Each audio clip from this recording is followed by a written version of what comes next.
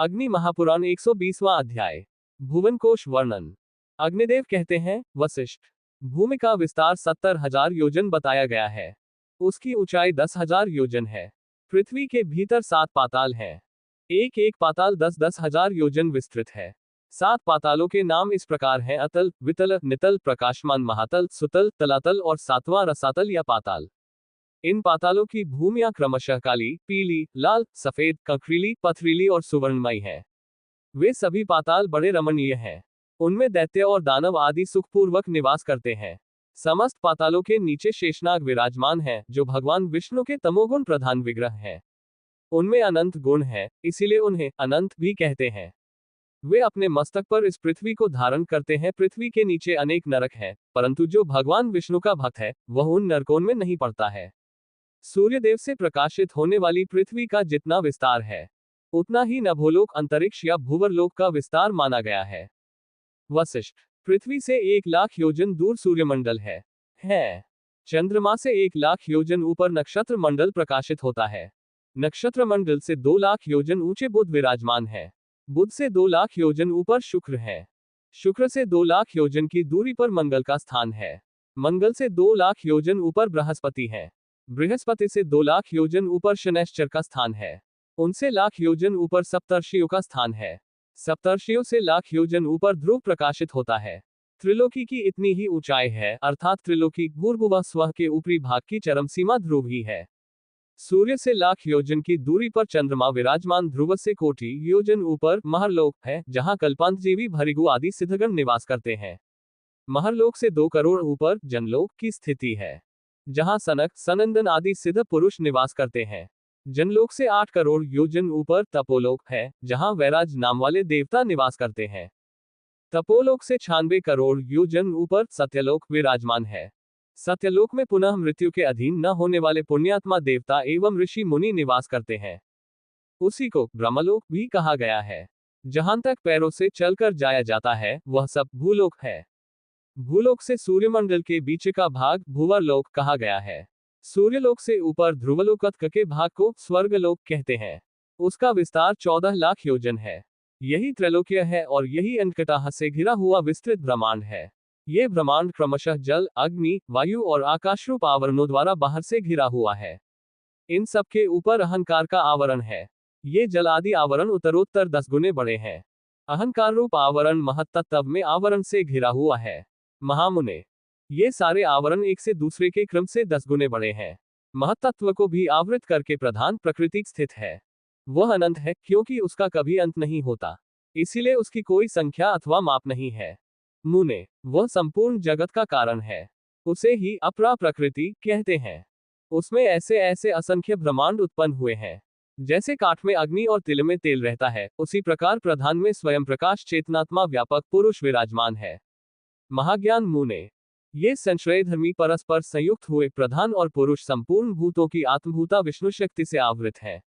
महामुने, भगवान विष्णु की स्वरूप भूता वह शक्ति ही प्रकृति और पुरुष के संयोग और वियोग में कारण है। वही सृष्टि के समय उनमें क्षोभ का कारण बनती है।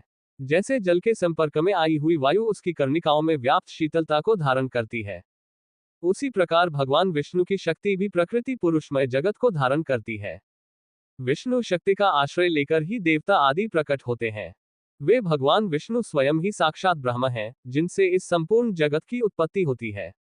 मुनिश्रेष्ठ, सूर्यदेव के रथ का विस्तार 9 सहस्र योजन है तथा उस रथ का ईशादन ठरसा इससे दूना बड़ा अर्थात 18,000 योजन का है। उसका धुरा 1.5 करोड़ 7 लाख योजन लंबा है, जिसमें उस रथ का पहिया लगा हुआ है। उसमें पूर्वाहन, मध्याहन और अपराहन रूप 3 नाभियां हैं।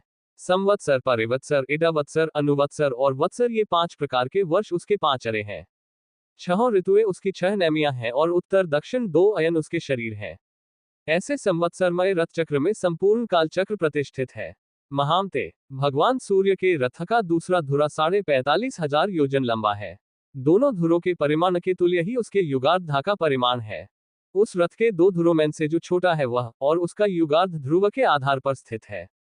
उत्तम व्रत का पालन करने वाले मुने, गायत्री, बृहति, उष्णिक, जगति, त्रिष्टुप, अनुष्टुप और पंक्ति ये 7 छंद ही सूर्यदेव के 7 घोड़े कहे गए हैं। सूर्य का दिखाई देना उदय है और उनका दृष्टि से ओझल हो जाना ही अस्तकाल है, ऐसा जानना चाहिए।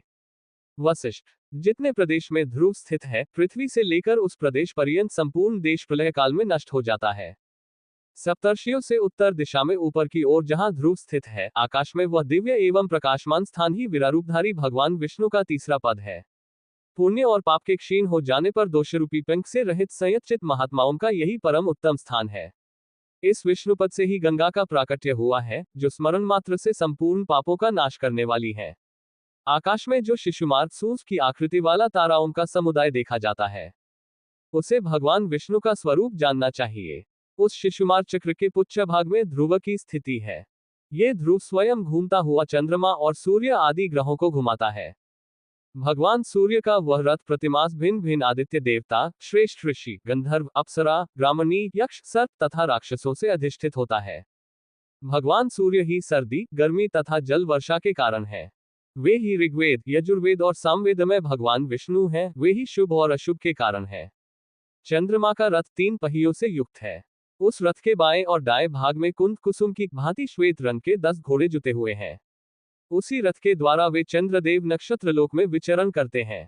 33,3333, 36,333 देवता चंद्रदेव की अमृतमयी कलाओं का पान करते हैं।